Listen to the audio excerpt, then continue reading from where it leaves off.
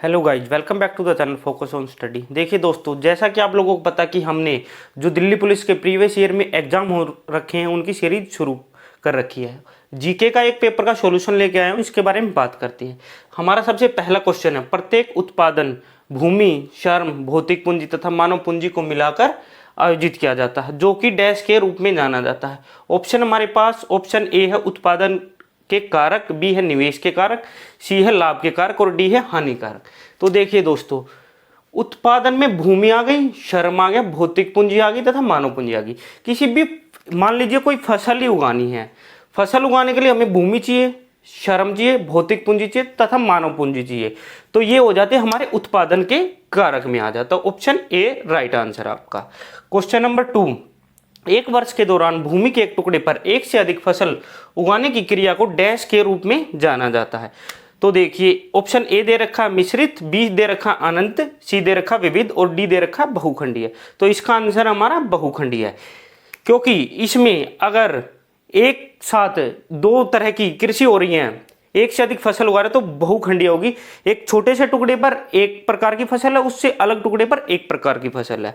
Next question हमारा, किस वर्ष में भारतीय लघु विकास बैंक सिडबी बोलते हैं जिसको स्थापित किया गया था? ऑप्शन ए हमारा 1990, ऑप्शन बी है 1988, सी है 92 और डी है 94।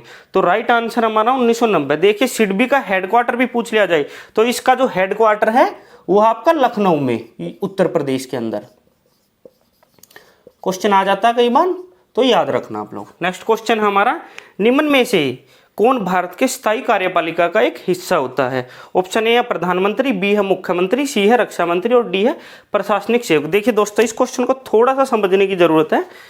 इसमें देखिए स्थायी दे रखा, अगर स्थायी ना होके कार्यपालिका का हिस्सा होता तो ये सारे के सारे ही आ जाती, लेकिन चूंकि प्रधानमंत्री के लिए हर 5 साल में इलेक्शन होते तो ये स्थायी नहीं है।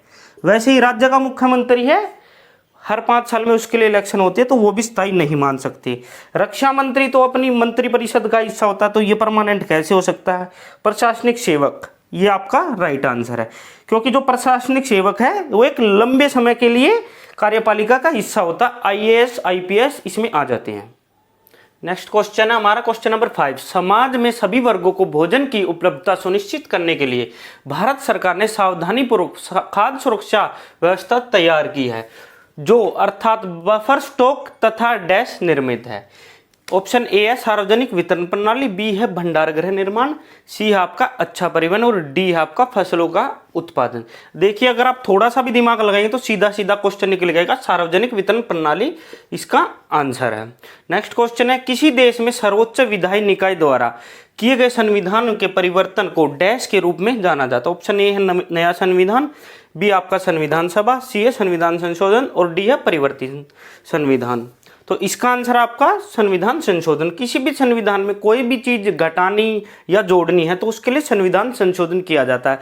भारत में आर्टिकल 368 के तहत संविधान संशोधन किया जाता है, उसके 1, 2 और 3 पार्ट है जिसके तहत। क्वेश्चन नंबर 7, भारत के संविधान में संघ सूची 1 किस अनुसूची में दी गई है? ऑप्शन आपके चौथी, छठी, 7वीं और 9वीं। तो ये आपका आंसर है 7वीं, क्योंकि जो डिवीजन ऑफ पावर बताया गया कि संघ में और राज्य को क्या क्या शक्तियां मिली हुई हैं, तो उसमें जो 3 लिस्ट है, एक है संघ सूची की, एक है स्टेट सूची की और एक है कनकर्न लिस्ट, जिसमें दोनों सरकार अपनी सहमति के द्वारा कानून बनाती है। तो वो 7वीं अनुसूची में तीनों चीजें दी गई हैं।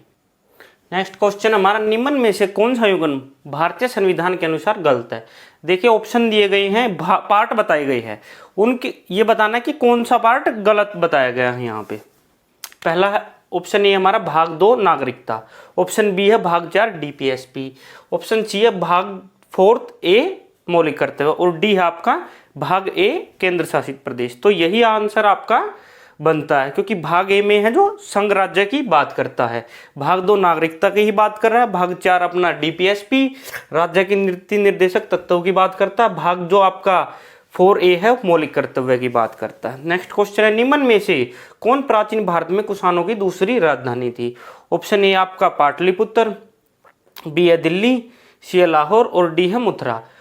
तो ये आपका जो कुषाणों की दूसरी राजधानी थी मथुरा थी। जो कुषाण वंश थे, चीन के से रिलेटेड था इनका वंश, जो इनके पूर्वज थे कुषाणों के, वो चीन से बिलोंग करते थे। नेक्स्ट क्वेश्चन है, किसका मकबरा भारत का पहला बाग मकबरा था? ए आपका हुमायूं, बी शाहजहां, सी बाबर, डी औरंगजेब। तो हुमायूं का जो मकबरा था पहला बाग मकबरा था जो कि दिल्ली के अंदर स्थापित है। क्वेश्चन नंबर 11, कौन सी घटना असहयोग आंदोलन को वापस लेने का कारण थी? काकोरी षड्यंत्र, चोरा चोरी कांड, जलियांवाला बाग नरसंहार और दांडी आंदोलन।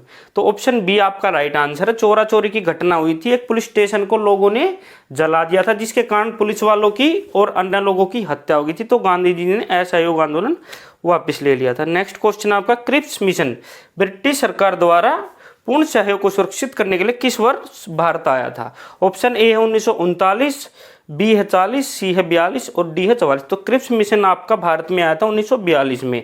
ब्रिटिश सरकार के जो प्रधानमंत्री थे उन्होंने भेजा था कि भारत के जो सैनिक है वो मदद करे ब्रिटिश की द्वितीय विश्व युद्ध को लड़ने के लिए। नेक्स्ट क्वेश्चन की तरफ चलते हैं, निम्न में से कौन वर्ष 1828 में ब्रह्म समाज में विकसित हुआ था? ऑप्शन ए आत्मीय सभा, ऑप्शन बी है देश सभा, सी है हृदय सभा और डी आपका प्रार्थना सभा। तो इसका राइट आंसर है जो 1828 में ब्रह्म समाज सभा में विकसित किया गया था, आत्मीय सभा थी।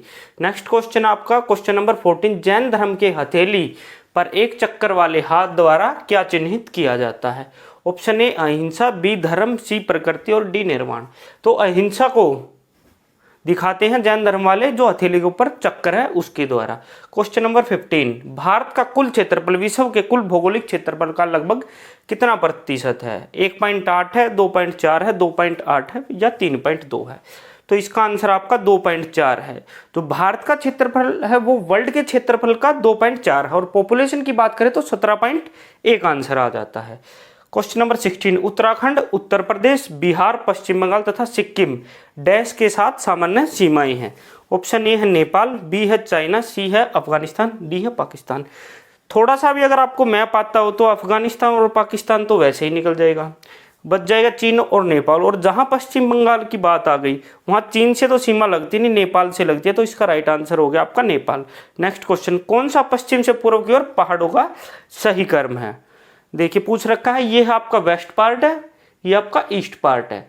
तो ये कुछ सीरीज दे रखी है पर्वतों की, ये कैसी हैं?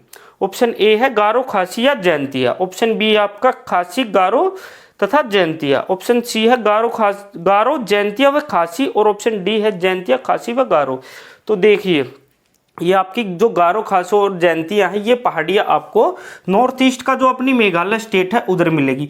सबसे पहले आएगा आपका गारो, फिर आएगा खासी और फिर जयंतिया। इस सीरीज में वेस्ट टू ईस्ट की तरफ ये हैं। तो इसका राइट आंसर आपका ऑप्शन ए गारो, खासी तथा जयंतिया। नेक्स्ट क्वेश्चन है हमारा क्वेश्चन नंबर 18, किस मृदा को रेंगुन मृदा के रूप में भी जाना जाता है? ऑप्शन ए है जलोढ़, बी है लैटराइट, सी है शुष्क और डी है काली मृदा। तो राइट आंसर आपका डी काली मृदा है। इसको रेंगुन मृदा भी बोलते हैं या रेंगुन मृदा को काली मृदा भी बोलते हैं। क्वेश्चन नंबर 19, कौन सी स्थिति है जिसमें समुद्र से दूर स्थानों पर लोग प्रतिकूल मौसम की परिस्थितियों का अनुभव करते हैं? ऑप्शन ए है आपका महाद्वीपता, बी है वशिष्ठता, सी है सापेक्षता और डी है जटिलता। तो ऑप्शन ए राइट है महाद्वीपता।